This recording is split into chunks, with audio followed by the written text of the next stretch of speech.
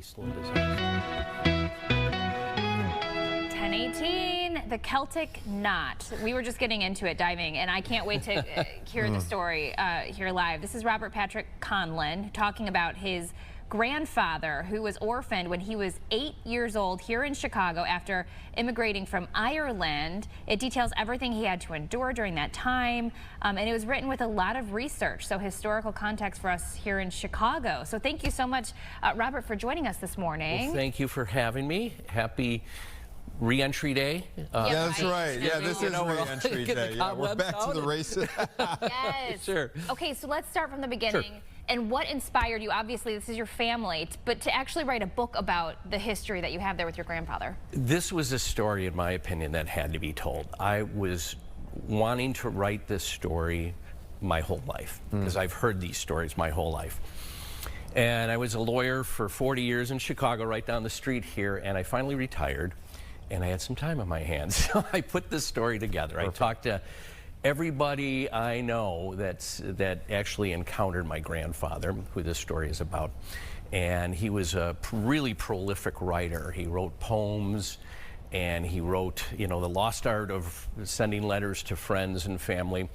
And I put it all together and came up with a timeline. And sadly, the book and his journey starts at the age of 8 in 1885, when he was tragically orphaned. Both his parents died.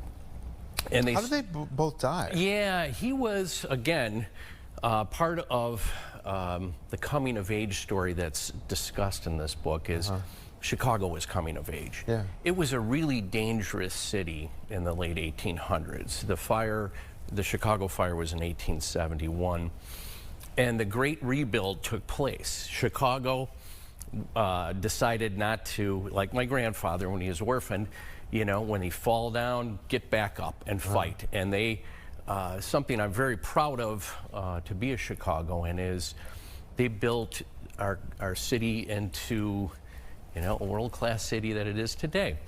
And my grandfather survived on the streets. His sole goal, if you think of an 8-year-old living through weather like we're experiencing right now, all he wanted to do is survive the next night. And so during the Great Rebuild, his father was on the railroad, which was relied upon very heavily to help rebuild, you know, get all the junk out and bring all the new stuff in. And they were working 16, 18-hour days, 7 days a week, around the clock. And there was an overload, mistakes happened, and he died when some steel fell on the crew. And my grandmother had an accident because she had to go back to work, and she was at the store and fell from a ladder. And they stuck him, sadly, in an orphanage northwest of the city. Is that building still there, the orphanage building? It is. The name is fictionalized because the orphanage is a great place. It really is. Yeah, and I love it. But in 1885, there was a bad guy there. Yeah. Like I said, ill-intending priest. And he, at the age of 8, he and one of his buddies said, let's get out of here. And it was very much like a fortress. They wanted to keep the kids in. And they escaped, and I go into great detail. I heard that story from him many, many times of how he figured out how to escape out of what was effectively a prison.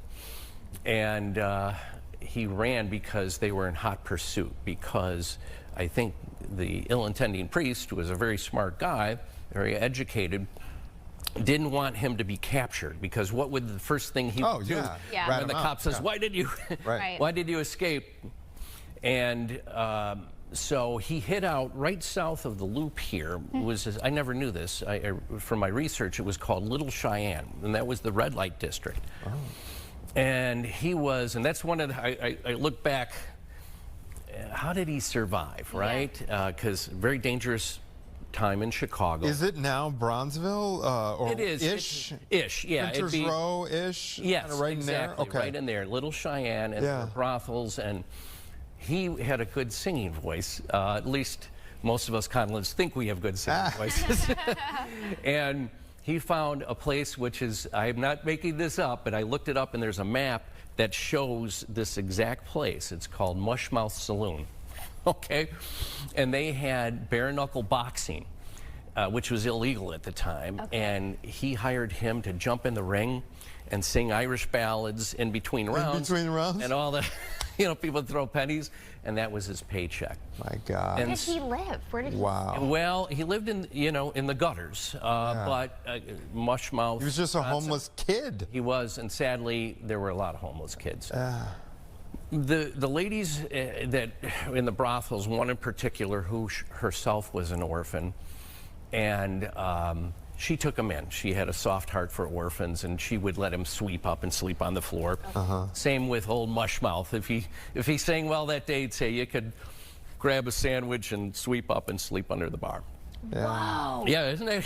What an adventure. How did he, and this is all, by the way, we're seeing pictures of the Eastland disaster. Yeah, there's the and Chicago fire right there's there. some aftermath of the fire, and then that's the Iroquois Theater, Yes. which is the infamous site of a massive fire that killed, what, 700 or 800 people? Yes. At least? Yeah, it killed 603. 600 But the problem is, there were a lot of people that died from smoke inhalation. Yeah. So it's hard to know what the count Exact, that's all it was. But yeah. these are major Chicago historical events that your grandfather lived through. Yes. And I'm doing the math as well. If he was there as an 8-year-old in the 1880s, that means he was a teenager for the World's Fair. Yes, he was, and that's what inspired him. He actually scored a ticket, or probably, knowing my grandfather, snuck in somehow. And they had, the Bell companies had a big display there. And he was inspired because he saw the first long-distance telephone call made from here to New York. And that really interested him. Fast forward, with a second-grade education, he ended up working for the Research and Development Department of Western Electric, and had 22 patents, which, isn't that amazing? Something that wouldn't happen in this world, without the pedigree, you don't get hired, sadly. But he was just a really smart guy, and I think that's how he survived. He was really smart. He was one tough hombre, and I think dumb luck, or a guardian angel, depending if you believe in that, was there. Because, as you saw, we do go into great detail in the book about he had a close brush with the Iroquois Theater and the Eastland disaster. Wow. Yeah. Okay, so doing this research, was this just off of your memory of your stories that you heard from your grandfather, or did he keep a lot of things from when he was growing up and all these experiences that he had? Yeah, all of the above, really. So we had a big family, and that's what's great. He went from being, just surviving to really getting a decent job. That all he wanted to do was just, have a family. That's what he was searching for. He had a wonderful family here in Chicago, and that was taken away from him. He felt so alone. Yeah. And he found the love of his life and had kids, and so this carried on, and we would all go to his house, once a month, every other week, something like that. And we'd all get together, and the Conlons, like I said, they love to sing, they love to tell stories, and I would hear a lot of those. And he was a very, very modest, humble guy. You couldn't get it out. You'd have to draw it out of him. And then he would tell the stories. Like, Grandpa, tell us. And then my grandmother, too, told some stories. How'd they meet? I gotta know. She was an operator at Western Electric, Operator number 12. Where he was working, where he was doing the R&D. Right, but before he was doing the R&D, he was just working there, and he was kind of a fix-it guy because he was a pretty clever guy. And one day he went in, my grandmother's machine, for lack of a better word, was broken. And so they called him in to fix it. And he saw her, and he told the story. That's the one. When I saw her, I said, I'm going to marry that woman. And so what he did was he fixed it, and they had a no talking, because that was all women, and then of course at that time the workforce was all men, and so all the guys tried to come in and make excuses to come in and talk with the operators. And what he did after hours, he turned the machine off. There was a switch, so it appeared to be broken again, so he could come back in and fix it. The rest is history. Hey, they got together, huh? That's the ingenuitive approach that gave him such resilience. This is this is like a Chicago Oliver Twist story. It really is. When I heard the story of how they were supposed to be on the Eastland. Yeah. Now, if you're familiar, the Eastland disaster happened Right at over here. Street, again, 3 blocks down. In 20 feet of water tied to the moorings, 844 people died. Yeah. Luckily, my grandfather didn't. My grandmother had a premonition, which I go into great detail. You know, the Irish, they believe in fairies and banshees. It's just, you know, very superstitious people. She had a very serious premonition and said, you can go, I'm not going, and the kids aren't going. Who? Okay, so my history is fuzzy on the specifics, Sure. but it was a company that had chartered the Eastland that day, The Western right? Electric. Oh Yeah. my gosh! There you so go. It was the their Hawthorne employees, and she had a feeling, hey, let's skip that Right. day. They were just doing a day trip to like Michigan City. Yeah. 38 miles as the crow flies. They're going to tug 5 boats or 7,000 workers, mostly from the Hawthorne Works in Cicero, which isn't there any longer. The big, beautiful clock tower is. And what happened was it was they had no business having 2,500 people on that boat. Right. Because of the Titanic, which happened 3 years before that, because we're in 1915 at this point, Woodrow Wilson signed a law that said for all passenger ships, you have to have a spot on a lifeboat for 75% of the passengers. Those things are really heavy, and that was a really unstable boat that was retrofitted, originally designed for 500 people, 2,500. Anyways, it was top heavy and flipped over again in 20 feet of water. Nobody knew how to swim back then either. But my grandfather, because of the premonition, was on the Teddy Roosevelt, which was right behind them, and saw the whole thing through Life Vest. Yeah, What a unreal. fascinating story. Yeah, it really it's is. all laid out in the new book, The Celtic Knot, An Orphan's Tale of Survival, Family of Love in Chicago. So we're meeting the author before this thing gets made into a major motion There you go. picture starring the way you Leonardo talk. DiCaprio. I love it. Or Colin Farrell. You know, Or Colin, exactly. the dark Irish. But honestly, no, it's when I say like a local Oliver Twist, because this is the same time that Devil in the White City unfolded. Oh, yeah. And I mean, this is Chicago.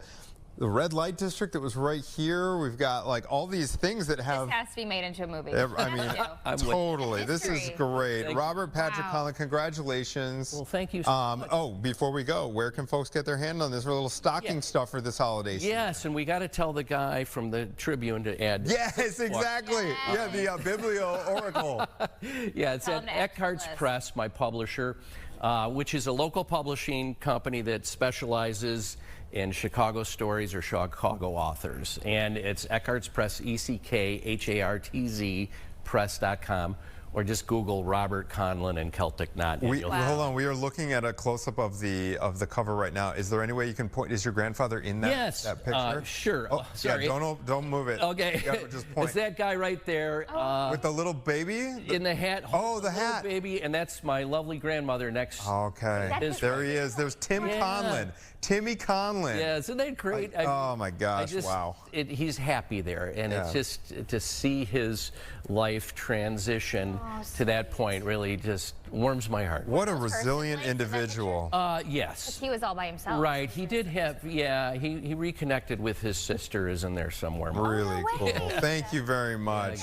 Thank you for being here, Robert. Well, thank you. Yeah, really Great to meet you. appreciate I it. appreciate it. We are going to take a quick break, but when we come back, as Robert mentioned, we are going to be visited by the Biblioracle himself with some other book recommendations. That's when we come back after this. Thanks, guys.